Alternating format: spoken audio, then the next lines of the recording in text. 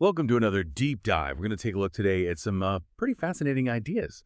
You know this deep dive is for you, so we're going to really try to connect these ideas to you, your experience, your life, and I think you're really going to enjoy this one. We're going to be looking at some of the hidden influences that are kind of below the surface, currents that move and push us in ways we don't always necessarily intend or are even conscious of. And we're going to be drawing from a source called the Power of Mars to kind of understand these kind of unknowable forces, right? And maybe even more importantly, how we can actively engage a very different kind of energy, which Soros calls Mars energy, to really be in the driver's seat of our lives. You ever get that feeling that there's a lot more going on than meets the eye, or that you know there are these unseen factors that are nudging you along in ways you didn't necessarily choose? Well, we're going to look at why that might be, and even more importantly, how you can actually become a more deliberate force in your own life. I think that's a great jumping off point. The source material really, paints a picture of reality that is a lot more interconnected and a lot more fluid than our everyday senses would have us believe. We really begin with this idea of quantum entanglement, which is a real head scratcher.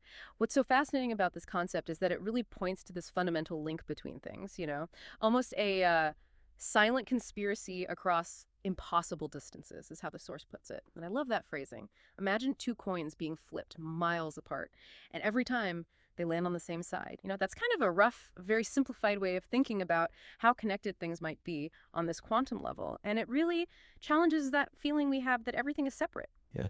This silent conspiracy, right? I mean, it sounds almost spooky. And the source, they even point out that physicists, these priests of reason, are now starting to sort of bump up against similar ideas of this kind of unified universe. And these ideas are ideas that actually echo ancient philosophies.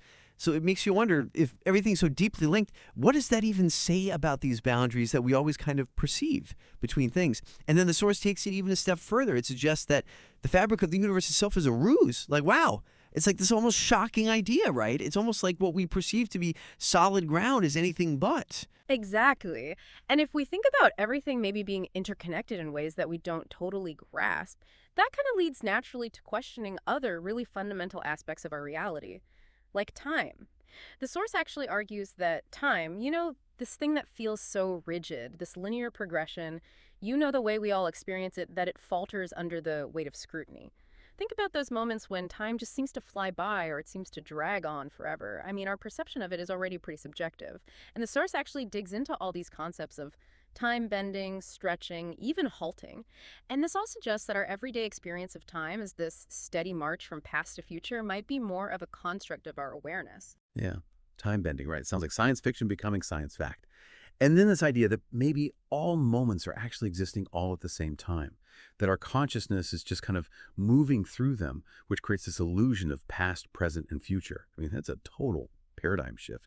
The source even mentions mystics and their concept of the eternal now, and this idea that destiny, that maybe it's something that's already written, if all time is happening at once. I mean, that really makes you think about how much free will we actually have. Are we really the ones making choices, or are we just moving along a path that's already laid out for us? I mean, what do you think about that? Well, it brings us to this really crucial point about how we experience the world. The source suggests that the world we see, it's not just some objective reality out there. It's more like a reflection of our inner world, our subconscious. There's this quote, and it really makes you stop and think. It says, "What you have identified as real is not reality at all. It is merely yourself reflected back at you."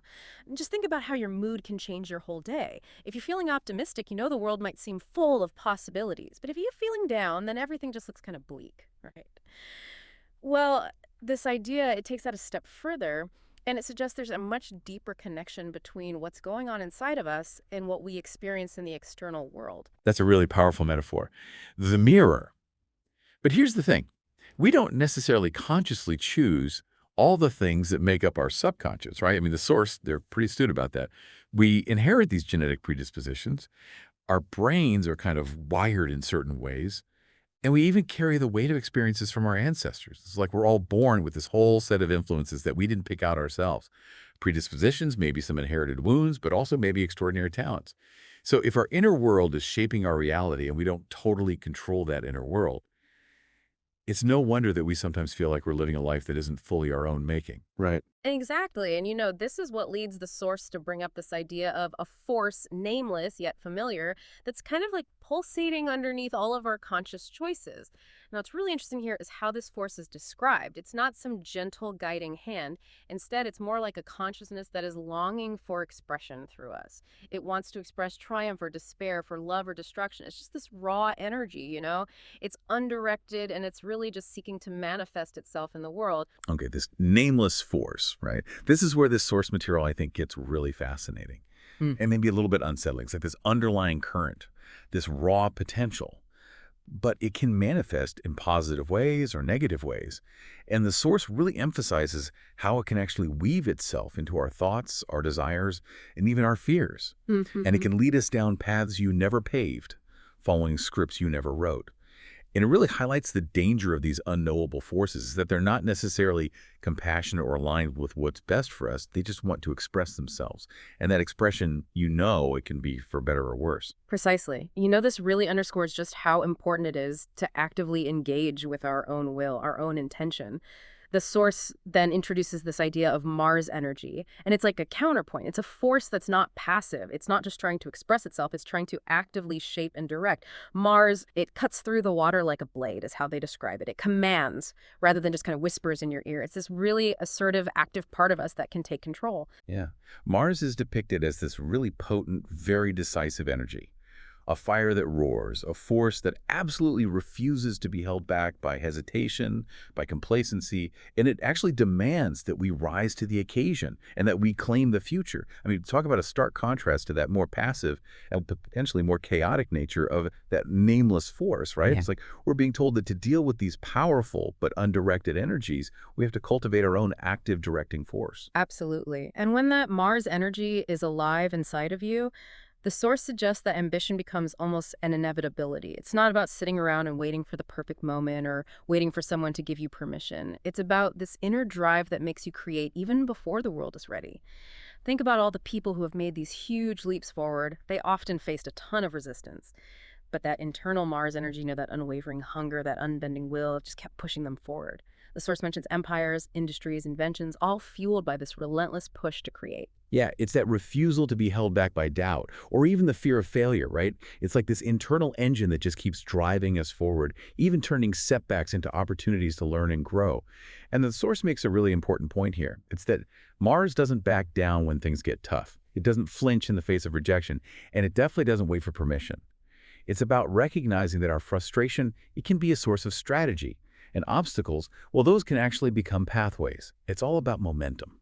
The source points to every successful leader, every bold entrepreneur, every strategist as examples of individuals who have tapped into this Mars energy, whether they realized it or not. It's that force that says no to maybe, no to someday, no to not yet.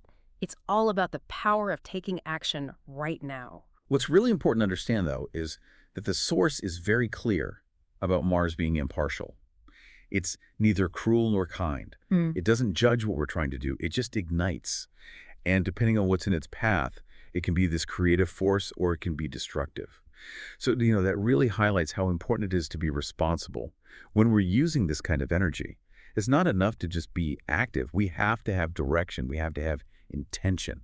Exactly. And that brings us back to you, right? You listening to this right now. This powerful force, this Mars energy, it's not something outside of you that you need to go find. The source makes that very clear. It is here, it is within you, it is you. You are the vessel, the conduit.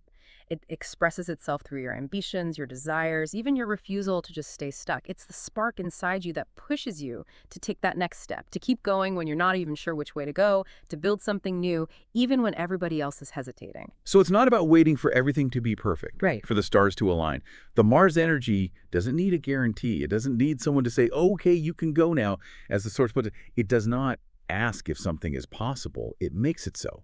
It's about this shift. This internal shift. It's going from being someone who just reacts to life to becoming someone who actively shapes it, who carves their own path through the world. And the source is really encouraging here. It's saying that you have always carried this fire inside of you, even if it's been hidden under all of your doubts and uncertainties.